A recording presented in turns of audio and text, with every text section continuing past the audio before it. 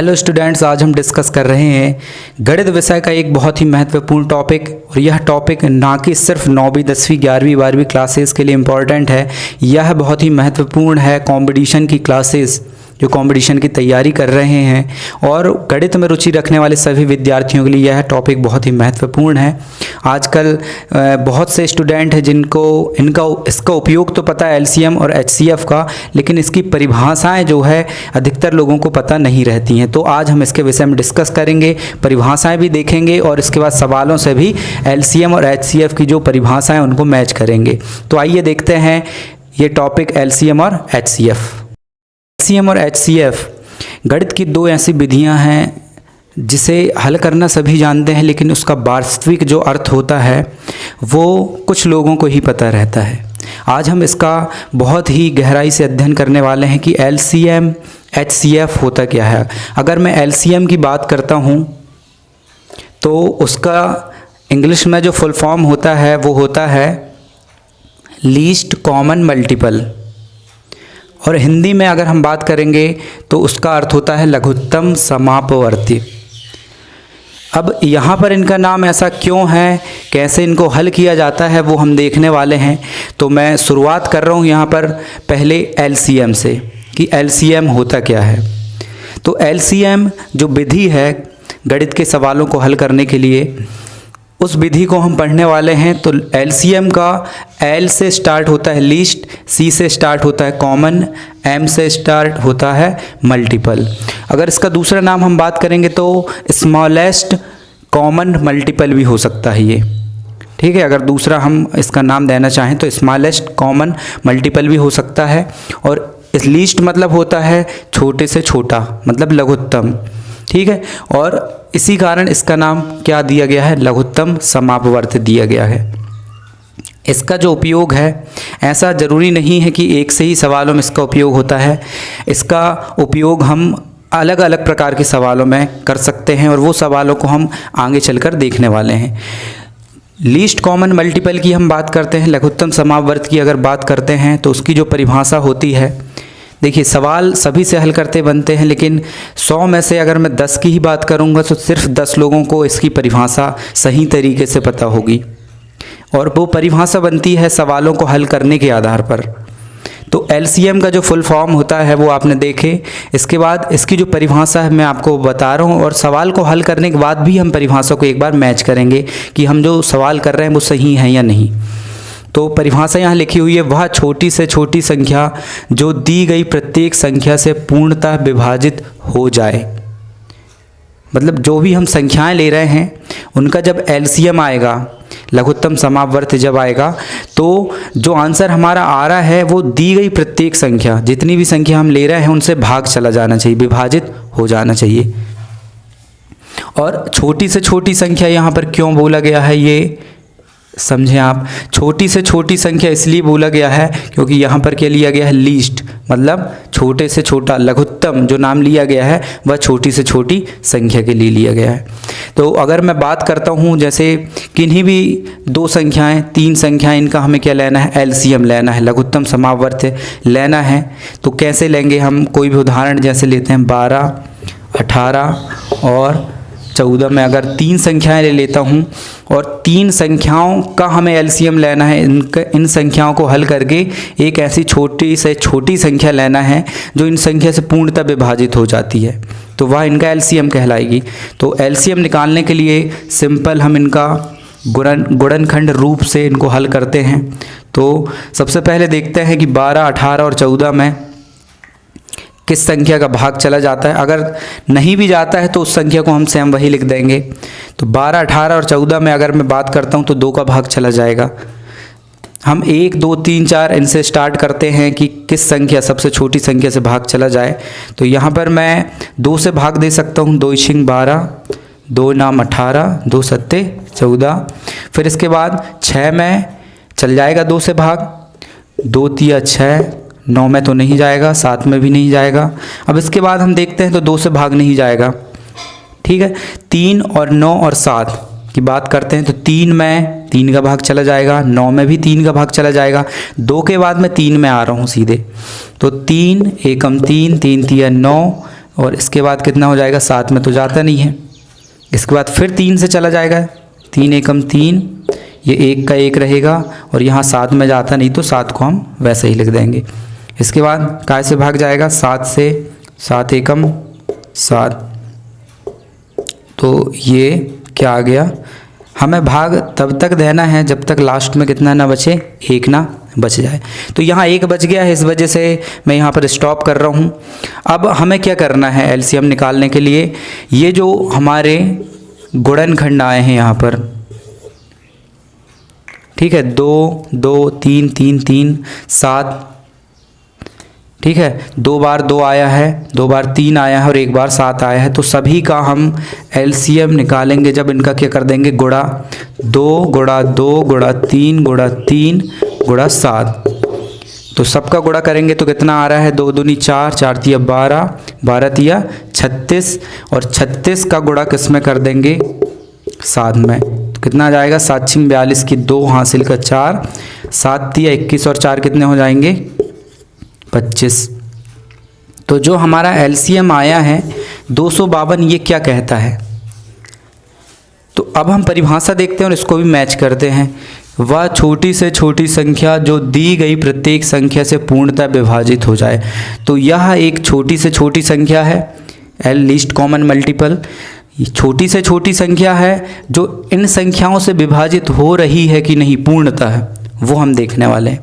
जैसे अगर मैं 12 से भाग देता हूँ, इसमें पहली संख्या 12 है और उससे भाग देंगे तो जाता है कि नहीं, 12 एकम 12, 12 दूनी 24, बचे 1, 12 एकम 12, चला गया पूरा की पूरा भाग।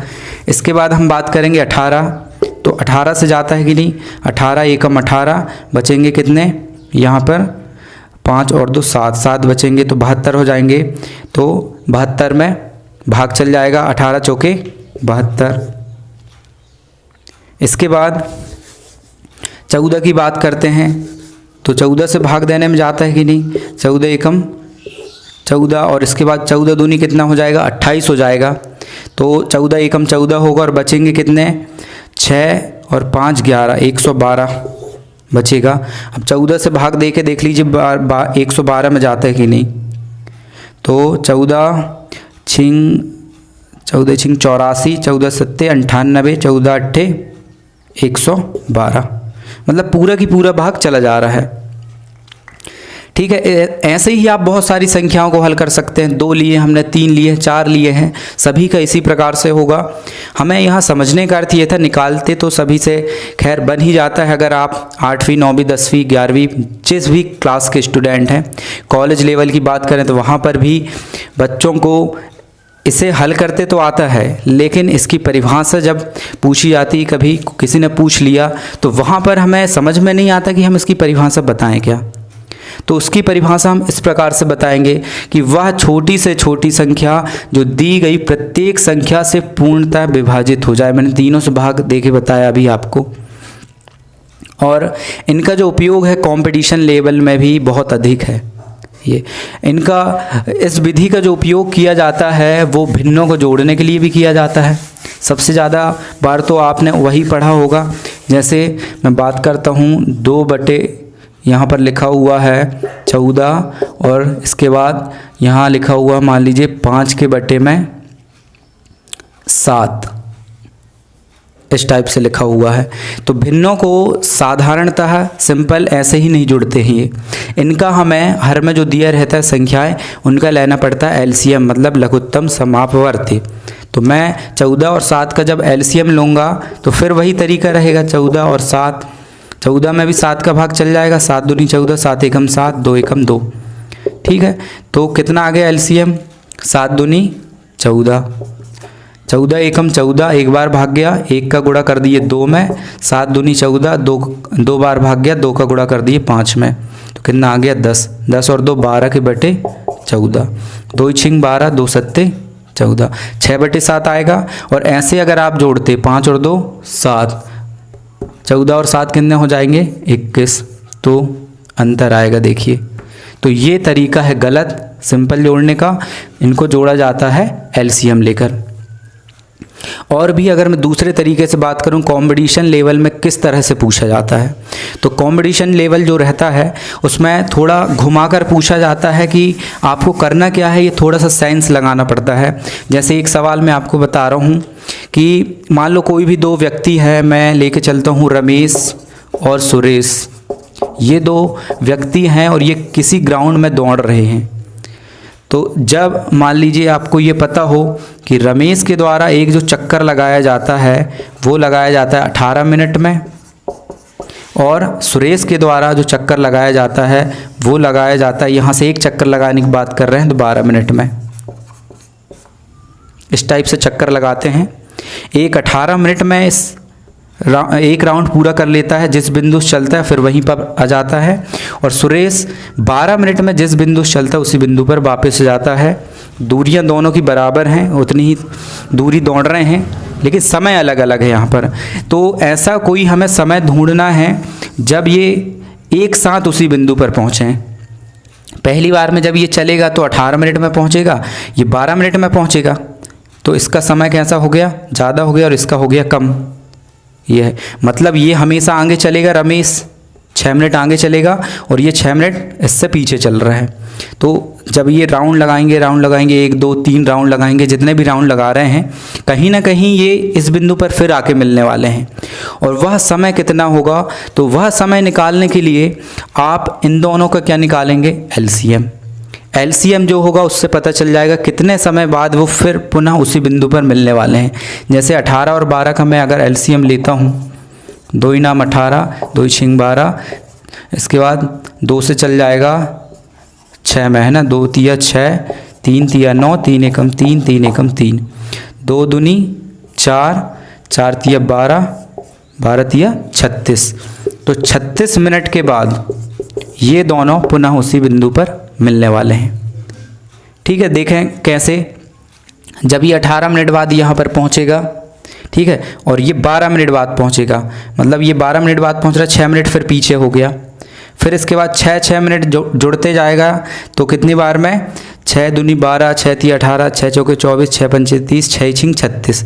6 चक्कर लगाने के बाद ये दोनों पुनः कहाँ पर मिल जाएंगे, इसी बिंदु पर आके मिल जाएंगे। और समय कितना होगा इनके बीच का, 36 मिनट। इस टाइप से प्रश्न पूछे जाते हैं कंपटीशन में, और उनका जो आंसर है आप इस टाइप से निकाल के दे सकते हो। कंपटीशन के जो सवाल होते हैं आप 1-2 मिनट में उनको हल करना रहता है, तो इस टाइप से हल होते हैं। और भी कई प्रकार के सवाल बन सकते हैं। जैसे अगर मैं बात करूँगा कि एक स्कूल की घंटियाँ, 1 घंटी जो 4 घंटियाँ हैं, तो 1 घंटी 10 बजे बजती है, 1 घंटी 10:15 बजे बजती है, 1 घंटी 10:30 बजे बजती है, 1 पौने 11 पर बजती है। तो समय अलग अलग हो गया।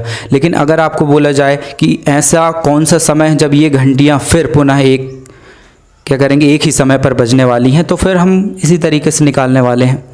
18 12 जैसे मैंने यहाँ पर बताया। तो ऐसे कई सवाल बन सकते हैं जहाँ पर हमें एलसीएम की आवश्यकता पड़ती है। और परिभाषा विशेष तौर पर आप देख लें, मैंने क्या बताया हूँ। अगर आपको प्रॉब्लम जाती है तो आप रिपीट करके फिर से वीडियो देख सकते हैं। ये ठीक है, ये परिभाषाएं हमें बहुत ही काम पड़ने वाली हैं। देखिए, पढ़ के सभी निकल जाते हैं, सवाल सबसे बन जाते हैं, लेकिन उनका वास्तविक अर्थ कभी हमें पता नहीं रहता है। कभी कभी जैसे सम संख्याएँ, विषम संख्याएँ, पूर्ण संख्याएँ, भाज्य संख्याएँ, अभाज्य संख्याएँ, तो ये एक ऐसा विषय है जिसमें अधिकतर लोग चलते हुए पूछ लेते हैं। हर जगह पेन और कॉपी लेकर तो आप जाओगे नहीं। इसलिए हमेशा व्यक्ति क्या पूछता है, जो उनमें हमें पढ़ने के बाद सीखने के लिए मिला। इसलिए आप परिभाषा बिल्कुल ध्यान रखें। मेरा उद्देश्य जो था आज का वीडियो बनाने का वो ये था कि मुझे परिभाषा बताना था और परिभाषा और सवाल को मैच करके बताना था। ठीक है, अब यहाँ पर जो 36 आया है एलसीएम ही निकालें ये, तो इसमें आप फिर भाग दे के देख सकते हैं। एक छोटी से छोटी संख्या है ये इनके लिए, और 18 दूनी 36 और 12 तिया 36, पूर्णतः भाग चला गया। मतलब ये हमारा एलसीएम कैसा है, सही। ये जांच करने का भी तरीका है कि अगर भाग नहीं जाता है तो कहीं ना कहीं आपने यहाँ पर गलती किए हो, तो उससे भी समझ में आ जाएगा। अब हम बढ़ने वाले हैं एचसीएफ की ओर कि एचसीएफ क्या होता है, इसकी परिभाषा भी हम देखने वाले हैं, हल करने का तरीका भी देखने वाले हैं। और ये जो टॉपिक है मैं आपको बता दे रहा हूँ, 9वीं 10वीं 11वीं 12वीं 8वीं क्लास और कॉलेज लेवल कंपटीशन और आपके जीवन पर्यंत जब तक आप गणित पढ़ रहे हैं तब तक के लिए बहुत ही महत्वपूर्ण है। बहुत सारे सवालों में ये लग जाता है। चलिए देखते हैं HCF के बारे में। HCF क्या होता है, जैसे मैंने यहाँ पर इसकी परिभाषा बताया हूँ, HCF की भी देखते हैं हम। HCF की बात करते हैं तो HCF का जो फुल फॉर्म होता है इंग्लिश में वो होता है हाईएस्ट कॉमन फैक्टर। ये हाईएस्ट कॉमन फैक्टर और इसका हिंदी जो अर्थ होता है वो होता है महत्तम समावर्तक ये होता है। अब HCF की अगर हम बात करते हैं तो HCF जो होता है वो नाम से स्पष्ट है, हाईएस्ट कॉमन फैक्टर मतलब हाईएस्ट मतलब बड़े से बड़ा मान, और लघुत्तम मतलब क्या होता है, छोटे से छोटा मान। तो अभी हमने छोटे से छोटा मान ज्ञात किए थे, अभी हम बड़े से बड़ा मान यहाँ पर ज्ञात करने वाले हैं। चलिए अब परिभाषा देख लेते हैं। अभी क्या था, वह छोटी से छोटी संख्या। अब महत्तम लिखा है इसलिए क्या होगा, वह बड़ी से बड़ी संख्या, वह बड़ी से बड़ी संख्या जो दी गई प्रत्येक संख्या को पूर्णतः विभाजित कर दे।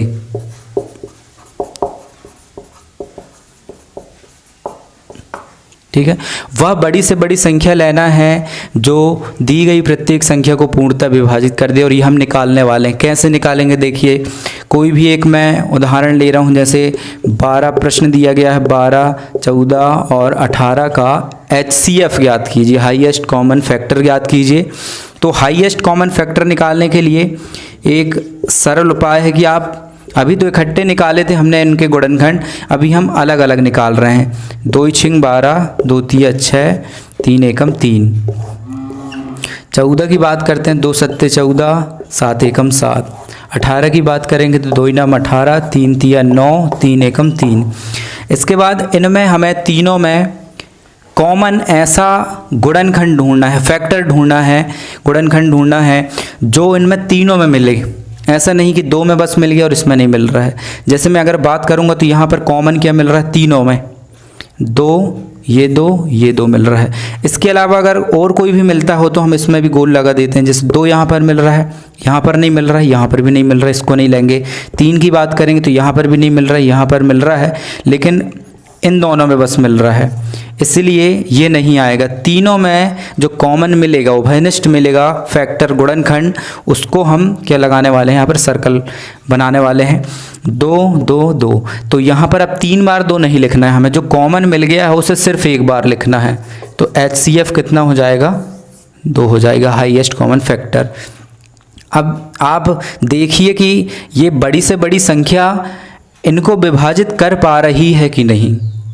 लिखा यही है, वह बड़ी से बड़ी संख्या जो दी गई प्रत्येक संख्या को पूर्णतः विभाजित कर दे। तो ये विभाजित कर रही है कि नहीं देखते हैं हम जरा। 12 में अगर 2 का भाग देते हैं तो 6 बार चल जाएगा, 14 में भाग देंगे तो 7 बार चला जाएगा, 18 में भाग देंगे तो 9 बार चला जाएगा। तो हम देखते हैं कि पूरी संख्याओं में यहाँ पर पूर्णतः भाग चला गया। अगर पूर्णतः भाग नहीं जाता तो हमारे द्वारा ये जो हल किया गया है ये कहीं ना कहीं गलत होता। ठीक है, ये इससे आप जांच भी कर सकते हैं और इस तरीके से आप HCF भी निकाल सकते हैं। इस HCF का अगर हम इस HCF की बात करते हैं तो ये 10वीं क्लास का जो फर्स्ट चैप्टर है गणित का, वास्तविक संख्याएं, उसमें यूक्लिड विभाजन एल्गोरिथम जब हम पढ़ते हैं तो वहाँ पर इसका बहुत ज़्यादा उपयोग किया गया। HCF पर ही आधारित है, वो पूरी 1-2 प्रश्नावली जो हैं वो उस पर आधारित हैं। तो ये भी अपनी जगह में बहुत अलग मायने रखता है, ये भी अपनी जगह में बहुत अलग मायने रखता है। और इसका जो उपयोग है उसका तो बहुत बड़े रूप में है, बहुत सारे सवालों में किया गया इसका उपयोग। इसका भी एक अलग उपयोग है जो बहुत सारे प्रश्नों में हल होता है और देखने को मिलता है। आप यहाँ पर देख सकते हैं, मेरा जो उद्देश्य था वीडियो को मैंने पहले ही बता दिया हूँ, मुझे परिभाषाओं से सवालों को मैच कराना था कि हम कैसे परिभाषा को बता सकते हैं और सवालों को भी हल करके बता सकते हैं कि ये परिभाषा किस प्रकार से लिखी गई है।